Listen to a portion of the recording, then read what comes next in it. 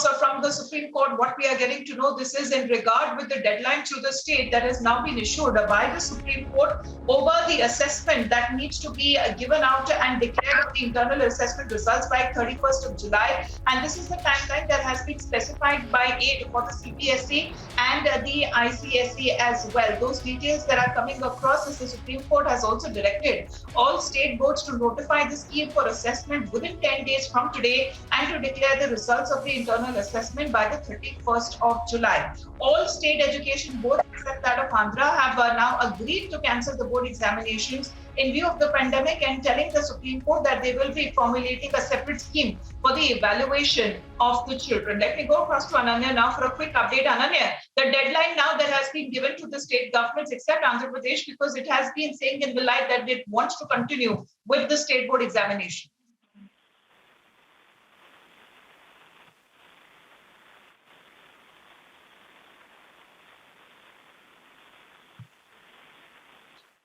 We'll be joined shortly by Ananya to give us the details as to the direction that has now been given by the Supreme Court to all state boards to notify the scheme for assessment and the deadline that has now been set for 10 days from today onwards and to declare the internal assessment results by the 31st of next month, that is 31st of July, till the timeline that is specified by the CBSE. And these are the details that we are getting to know from the Supreme Court itself, because all state education boards, except that of Andhra Pradesh, because it had highlighted that it wishes to continue to hold the state board examinations.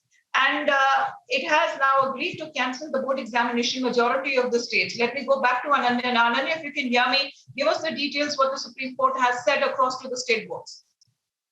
Well, yes, clearly the Supreme Court has given a deadline to the state boards to formulate the evaluation scheme and also to declare the internal assessment results by July 31. However, this does not apply to the state of Andhra Pradesh because it is saying continuously that it would conduct the exams. However, the court was really furious at the Andhra Pradesh government, saying that at a time when the third wave is about to come, and the court also asked for a clear plan as to where the infrastructure is to conduct such examination, where the Andhra Pradesh government is saying that only 15 students would be allowed in one room to appear for through the physical mode of examination.